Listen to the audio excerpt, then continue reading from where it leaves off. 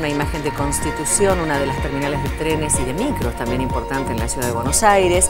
Y a esta hora nos proponemos charlar un poco a fondo de un tema que es muy delicado, que tiene que ver con las armas en manos de civiles. Una sociedad que cree que defendiéndose en un hecho delictivo, estando armado, puede llegar a conseguir un mejor resultado, cuando a veces uno sabe que estas cosas terminan generalmente en una tragedia. Para hablar de este tema y para hablar también de cómo va el caso de su hijo, asesinado por el conocido tirador de Belgrano, contamos con Adrián Marcenac, el papá de Alfredo Marcenac. ¿Cómo le va? Bienvenido, buenos días. Gracias, Adrián, por acompañarnos. La primera pregunta, ¿usted participa de una red para el desarme civil? Sí, nosotros como asociación participamos integramos la Red Argentina para el Desarme, que propicia lograr una sociedad con menos armas y menos violencia, trabajando en coordinación con el Estado. ¿Y usted llega a esta actividad que toma personalmente como consecuencia de lo que le ha ocurrido a su hijo? Sí, claramente. Nosotros empezamos a trabajar a partir del asesinato de Alfredo en julio del 2006. A partir de ese momento nos empezamos a inmiscuir en las políticas del tema de armas y con una gran sorpresa. Las políticas del Estado en relación a las armas se habían manejado con una desidia realmente llamativa, y toda la estructura que funciona alrededor de las armas en el Estado eran solamente cascarones con un título.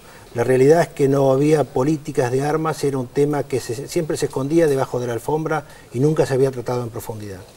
Un poco estábamos hablando antes de empezar la nota con Adrián, y yo le preguntaba que me parece mentira que hayan pasado ya 6 años, y cómo estaba la situación de una persona que quieren declarar inimputable el caso del asesino de su hijo, cuando hay un montón de cosas que uno conoce del entorno que llevaron a este asesino. Bueno, primero a que terminara por casualidad detenido, ¿no es cierto? Porque una persona lo vio en actitud sospechosa y después se descubre que se trataba del que disparaba en Belgrano. Antes de matar a su hijo había disparado a otras personas. ¿Cómo va el caso concretamente? Si se va a llegar a buen puerto o si esta persona va a terminar en libertad con la posibilidad latente de que mate a otro. Nosotros expectativas con relación a cómo nos ha tratado la justicia a lo largo de estos 6 años no tenemos muchas expectativas. Lo que no hacemos es bajar los brazos y seguimos reclamando. La justicia, después de la declaración de inimputabilidad por el Tribunal Oral de Buenos Aires, el número 10 de Buenos Aires, esa sentencia fue anulada por casación, se sortió un nuevo juicio para discutir, un nuevo tribunal para discutir en un nuevo juicio el estado de salud, la imputabilidad o no. El Tribunal 26, en este caso, consideró que era necesaria una nueva pericia psicológica para determinar si estaba en condiciones de ir a juicio. El cuerpo médico dictaminó que sí, que estaba en condiciones. El tribunal consideró que estaba en condiciones, pero no 100% de condiciones. Entonces, en definitiva, anuló el juicio, esperando que este asesino en algún momento estuviera en condiciones de afrontar personalmente el juicio. En todo este interín seguimos con las chicanas permanentes de la defensa. Ahora ha recusado al Tribunal 26, acusándolo de parcialidad en nuestro caso, porque aceptó una nota del fiscal general, y hoy por hoy estamos esperando la resolución de la Cámara de Casación para ver si acepta la recusación o reafirma que siga adelante el Tribunal 26. Adrián, ¿qué aprendió en esta actividad? Usted pertenece a una red que procura el desarme de las armas civiles. ¿Qué aprendió? ¿Qué dice la estadística? ¿Qué genera un arma en una casa? Mire, nosotros, más allá de lo que hemos aprendido, valoramos los datos que surgen de los hospitales públicos de la Argentina. Todos los casos de armas tienen que necesariamente pasar por los hospitales públicos. Esa información es procesada posteriormente por el Ministerio de Salud de la Nación. La Universidad de Lanús hizo un estudio desde el año 1990 al año 2008, cuántos fueron los muertos por armas en nuestro país. Y de esa estadística surge de los hospitales públicos que en nuestro país murieron en esos 18 años 59.339 personas. Esos son los muertos en nuestro país por 18 años. Si uno hace el cálculo de cuánta gente significa eso, son 9 personas por día muertos por armas de fuego, a lo cual debemos sumarle 4 o 5 heridos, muchos de ellos por cada muerto. ¿Y de ese porcentaje cuántos hechos tienen que ver con robos?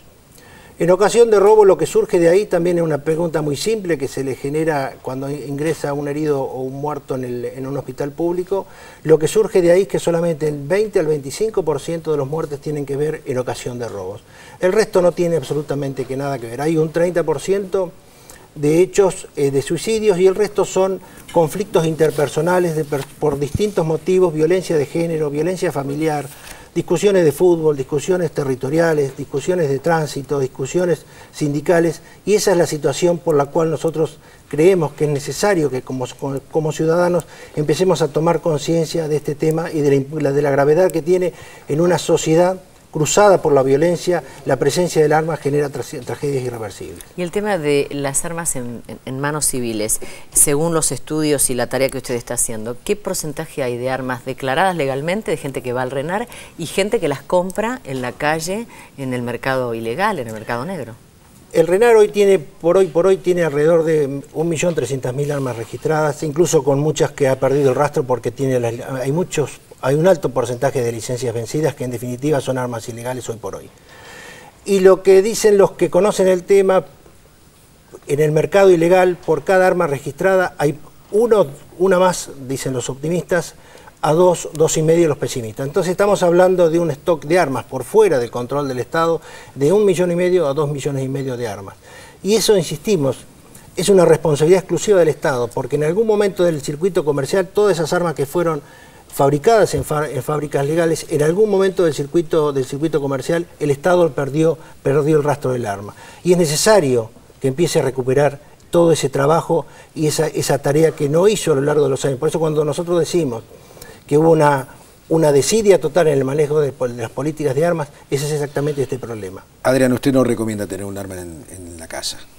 No, en absoluto. En definitiva, nosotros estamos a favor de que la sociedad no debe tener armas. Tiene una cámara. Sería bueno el mensaje para aquellos que lo están pensando. No, nosotros básicamente lo que pedimos es que la ciudadanía tome conciencia y entre todos debatamos y pongamos en la agenda de todos los días este tema de las armas. Lo que en definitiva decimos nosotros estamos convencidos de que no es necesario tener un arma para procurarse seguridad. Lo que hay que hacer es reclamar fuertemente a los organismos del Estado que tienen la obligación de procurarnos la seguridad. Y lo que además decimos que en definitiva quien quiera comprar un arma debe hacerse responsable de las consecuencias de tener un arma y de las consecuencias que esas acciones generen sobre su familia y sobre terceros. En definitiva, esta es una ciudad democrática y aquellos que quieren tener un arma tendrán que hacerse responsables. Yo no creo que nadie pueda llevar a lo largo de su vida una carga de haber matado a una persona o que por un arma en la presencia en su propia casa genere una tragedia en su propia familia. Realmente en eso debemos tomar conciencia y hacernos responsables nosotros mismos. La palabra de Adrián Marcenac. Muchísimas gracias por haber estado en la televisión pública. Adrián. El papá de Alfredo todavía busca justicia por su hijo, fue víctima del tirador de Belgrano y busca una sociedad menos violenta.